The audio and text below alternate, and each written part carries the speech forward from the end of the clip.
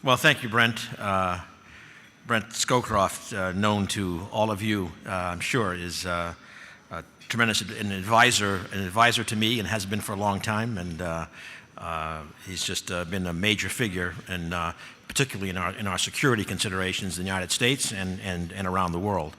I also add my thanks to the Atlantic Council.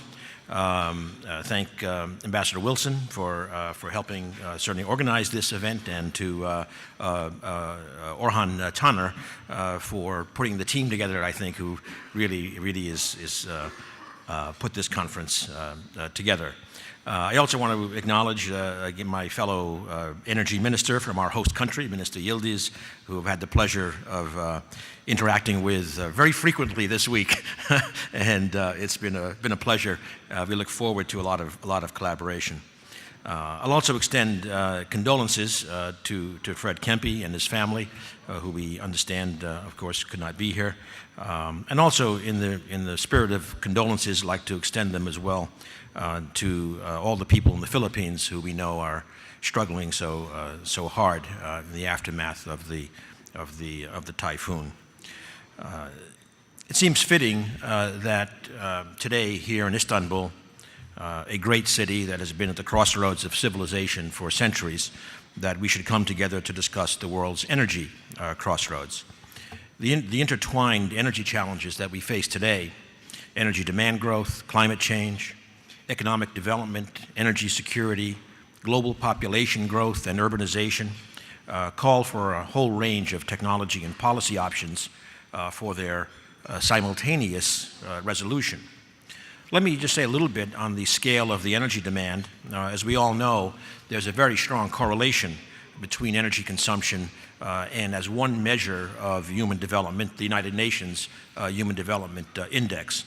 Clearly, countries need and demand energy for health, education, security, wealth creation, and these aspirations translate quite directly into what may very well be a soaring global energy demand, most of it occurring in the developing world for much needed economic development.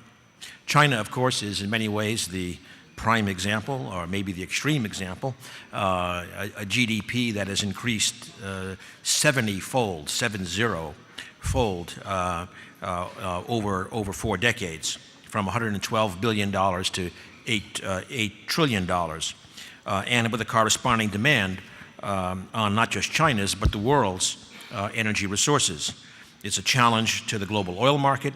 China is now the biggest importer of oil. It's a challenge to our global environment, using now half of the world's coal, 4 billion tons per year. I was in China a few weeks ago, and of course could literally see the spillover effect into pollution, as the particulate matter, PM 2.5, was a factor of 30 above the Environmental Protection Agency limit in the United States, and a limit that I'm sure is quite similar in many other countries. So these are really major challenges. And another challenge, even as we look at this energy growth, is the stark disparities in energy consumption today. We see that here in this Mediterranean region. For example, average electricity consumption in the northern Mediterranean ring being nearly 4 times that in the southern ring, and almost 3 times greater than that here in Turkey. Also, this region, traditionally one of the world's largest sources of energy exports, and still, will increasingly need its energy resources domestically to meet needs as those economies grow, perhaps stressing global hydrocarbon markets, even as it stresses in those countries domestic budgets and social systems, in the absence, at least, of a major transformation of their economies. Now, the flip side of this energy demand imperative, both actual and anticipated, is the impact on the global climate. As I said on my first day as secretary about 5 months ago, I'm not here to debate what's not debatable, namely the need to address the risks of climate change is real and urgent, and prudence demands strong, common sense, near-term policy actions to minimize the risks of global warming. And we are already suffering the consequences of global warming. Now, to be sure, we cannot attribute any single, say, extreme weather event to climate change. We know, however, that sea levels are rising and severity of droughts, storms, and heat waves is increasing. We have expected for decades that global warming would amplify these effects of extreme weather, water stress, et cetera, and it is certainly what we are seeing in front of our eyes. Indeed, as we already alluded to, halfway across the world in the Philippines, facing a long recovery from what may be the strongest typhoon ever to make landfall, driven in part by the warming waters in the Pacific. I just came here from the IEA ministerial in Paris, as was noted, and there, one of the ministers that I met with described the observed impacts of climate change in his country as, and I quote, use his word, violent. Even in the United States, energy services were disrupted for weeks in the wake of Superstorm Sandy. So we are seeing the vulnerabilities of the energy infrastructure, and I've alluded to some of the more obvious ones, but I must say we are also seeing them in more subtle ways. For example, higher temperatures are already affecting power generation in the United States, lowering efficiency of plants. We had a nuclear plant that had to ask for special dispensation to run because of the temperature of its cooling pond. A recent forest fire 100 miles away from San Francisco nevertheless led state and local officials to declare an energy emergency because it threatened the power lines needed to deliver power over those distances. So I think we often don't necessarily directly correlate across these geographical distances, but we are seeing a lot of vulnerability in our energy system as some of these natural effects, as I said, are amplified. Much has been said about how water stresses could inhibit unconventional oil and gas production, another issue of where water is needed, but just want to emphasize that renewable energy is not exempt either.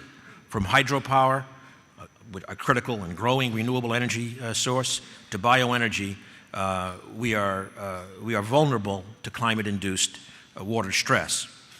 In fact, perhaps ironically, one of the risks of climate change may be to call into question whether hydropower will be continued to be called renewable, as the sources of water from many of the great river basins in this world are threatened as we look decades into the future.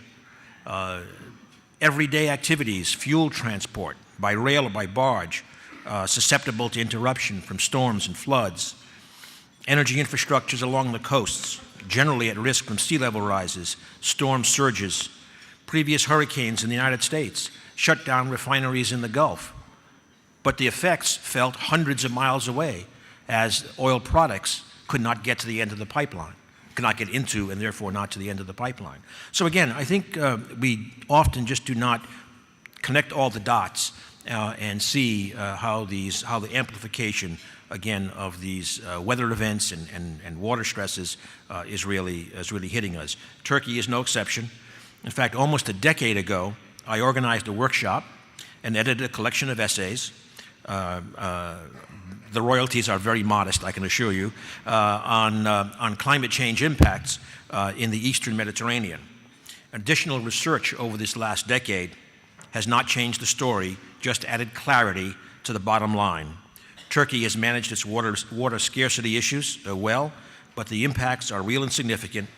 Damage to the agricultural sector due to drought in 2008 alone was approximately $2 billion. So the statement is that we really need urgently to start on a path towards managing, mitigating the risks of climate change. Before I highlight a few of the technologies that could help us manage these intertwined challenges, I'll make a couple of remarks about the changing energy geopolitical landscape. Just a couple. First, I want to observe that climate change is both an environmental and a security threat. This was recognized, in fact, many years ago in the United States by retired generals like General Scowcroft and other military figures in noting that the kinds of dislocations that one may be facing with climate change, especially in the least developed countries, those perhaps with less governance structures, provide, as we have seen, opportunities for developing threats such as terrorism. Second comment on the geopolitical side is that the growth of unconventional oil and gas production clearly has geopolitical implications. As everyone here knows, this technology-enabled transformation, shale gas, shale oil, has had a dramatic impact on the U.S. energy profile. The year before President Obama took office, domestic oil production was 5.1 million barrels per day and dropping. Today, it's well over 7 million barrels per day, roughly a 40% increase. This remarkable turnaround, largely due to shale oil production, has been enabled by a suite of technologies, hydraulic fracturing, developed over time and actually initially developed to produce gas. Last month, October, U.S. oil production exceeded oil imports, crude oil imports, for the first time in almost 20 years, while petroleum net imports were the lowest in almost 25. And the predictions are that the United States will soon, or perhaps has, surpassed Russia as the world's largest producer of oil and gas combined. But what I want to emphasize is that in spite of this upward turn in oil production, the U.S. is still a major oil importer. U.S. consumers and allies alike are affected by global oil prices, price volatility, and disruptions. As such, and let me be unequivocal, U.S. engagement in global oil security is critically important, and we remain committed to stable, secure, well-supplied, transparent world oil markets. Second, the continuing dependence on global oil markets has us still motivated to reduce oil dependence. Even as we increase oil production domestically, we are very much focused on reducing oil dependence. And there are three approaches that we are following in this regard. The first is dramatically increasing the efficiency of our vehicles. President Obama worked out with the automobile companies a doubling of efficiency, double miles per gallon by 2025, and this is already having an impact as our fleet becomes more efficient. We are seeing that, in fact, reduced oil dependence has already been a significant contributor to our lowered CO2 emissions. In addition, we continue to pursue advanced fuels such as next-generation cellulosic biofuels and electrification of the fleet. Now, the story of U.S. natural gas production is similar and relies on the same technologies, as we said. The dry gas production in the United States has increased by around 33% in just 5 years. Last Friday, we approved our 5th conditional LNG export permit, a rather stunning turnaround from 2003, when many experts and authoritative non-experts were suggesting that North America was running out of natural gas. And I must say, a lot of people did put their money behind their talk and invested in LNG terminals, which are not being fully utilized, shall we say. So the shale gas revolution has really created enormous economic opportunities in the United States, lowering natural gas prices and attracting manufacturing and other industry back to the United States. The last estimate that I've seen by a reputable kind of consulting company is perhaps $150 billion just in the last few years have been committed to new domestic manufacturing linked to these low natural gas prices.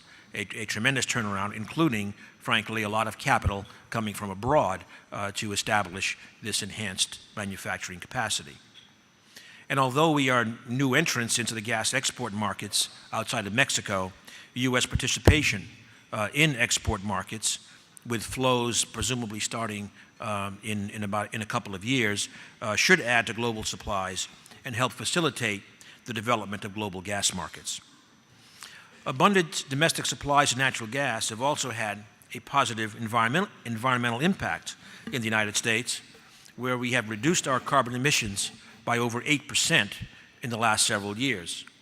About half of this reduction is attributed to switching from coal to gas-fired power generation so far as a market response to the gas prices as opposed to a policy-driven response.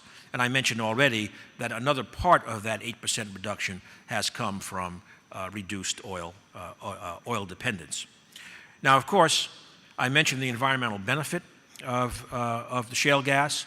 There's also a lot of discussion in a lot of countries about the environmental footprint of producing gas or oil from shale, from hydraulic fracturing. Just would say that the United States and the Obama administration, we remain very committed to encouraging continued growth in the supplies of oil and gas, believing that these environmental footprint issues are manageable. I'm not saying they've always been managed in every case.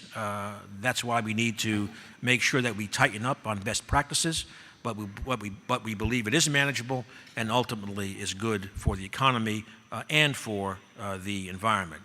In terms of discussions elsewhere, I would just urge that they be data-driven, reality-driven.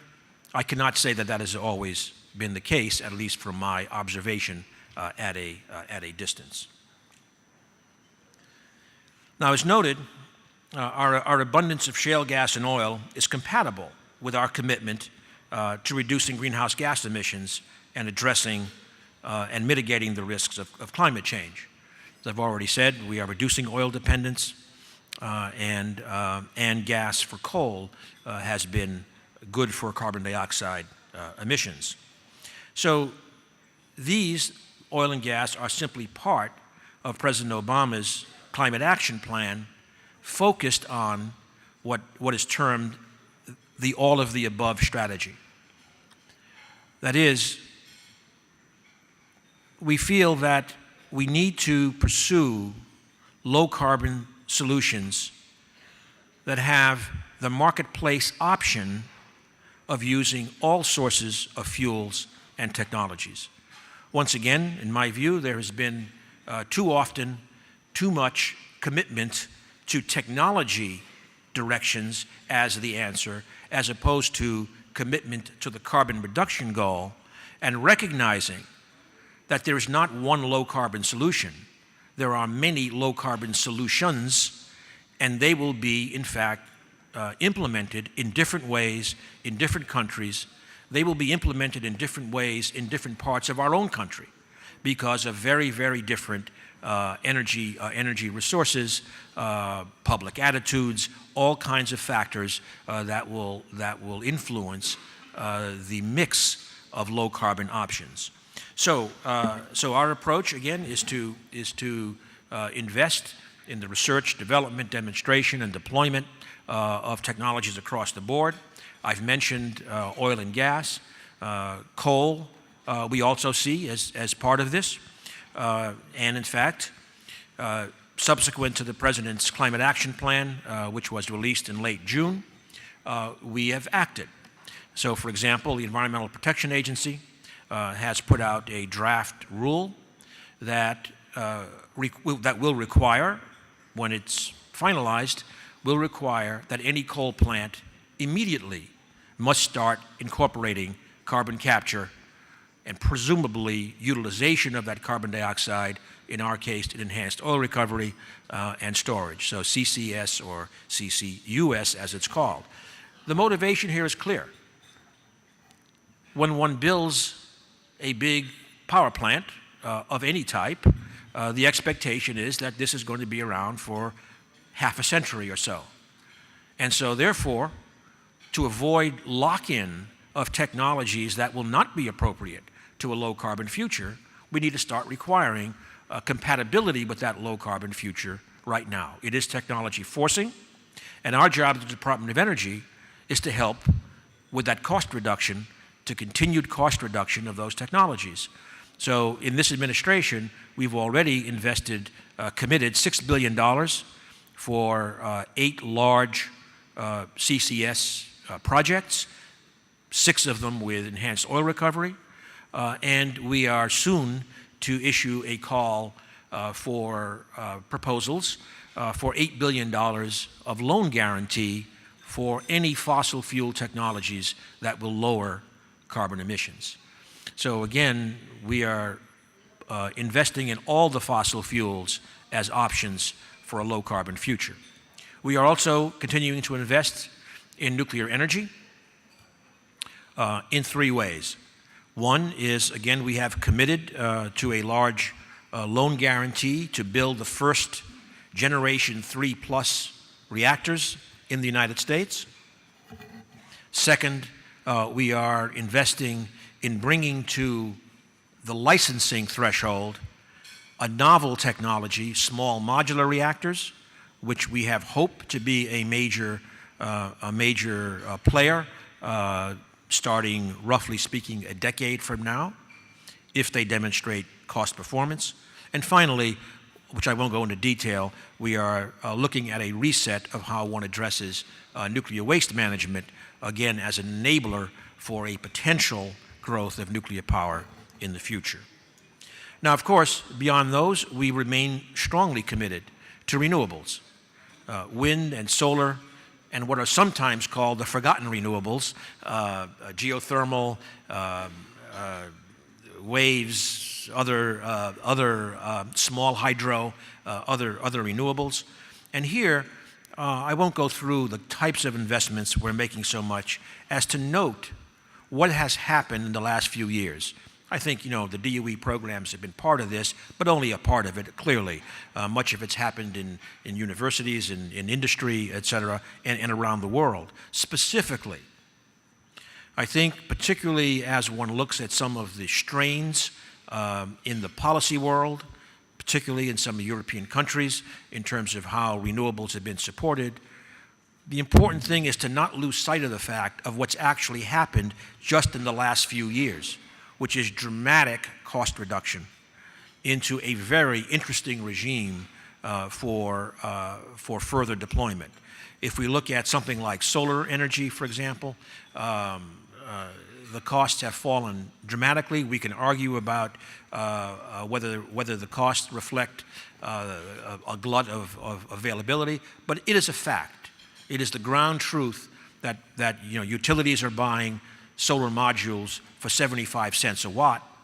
And I remind you, the holy grail for a solar module was 50 cents a watt a long time ago. We're there, where we are in the neighborhood of being seriously competitive there. In fact, right now in the United States, the biggest issue on the economics is not the solar module anymore. It's the soft costs that we have to work on, and we should be able to get there. There's no reason why our soft costs should be 2.5 times that of Germany, for example.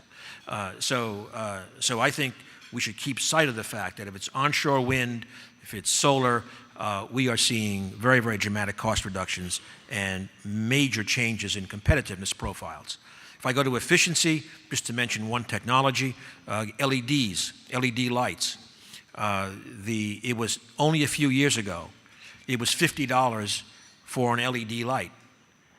Now, it was true that even with the relatively low energy costs in the United States, over the 25,000-hour lifetime of an LED light, one would save about $125, $130 in energy costs. Sounds like a good deal, but somehow you choke over $50 for a light bulb. Well, we did a little paper about 2 months ago on these falling costs, and it was down to $15, starting to look more interesting. We're already out of date. A couple of weeks ago, Walmart started selling them below $10. So these are really falling fast. And when you're talking about, the $5 light bulb to save $125 over the lifetime, a payback period of 2 years, this is now getting to be a different world. So the message I want is, even as we invest in, as I said, in the fossil fuels for low carbon world, in nuclear, the renewable and efficiency opportunities, I think, are really at the threshold of taking off enormously. And certainly in the United States, if one looks at the deployment history of the last couple of years, the growth is stunning. LEDs, I'm probably, again, going to be out of date because we haven't looked in a few months, but we're talking about 20 million already out of nowhere suddenly being deployed. So we think the technologies are there. As we work on the cost reduction of these technologies, this should provide a lot of lubrication for policy, because policy will be a lot easier if the cost differential for zero carbon is largely eliminated. So that really is the set of remarks that I wanted to make. As we know, right now, the discussions in Warsaw are close to wrapping up, except historically that always means a few 24-hour sessions at the end into the weekend. But hopefully we will see, again, progress towards a firmer agreement internationally in Paris in 2015. And we believe that, and our lead negotiator, Todd Stern, has noted that we are approaching this understanding there has to be a need for flexibility in terms of how countries address their commitments, so that the agreement that we can reach will be durable. Again, the importance could not be greater in terms of our taking strong steps in the near term towards addressing the risks of climate change. Thank you.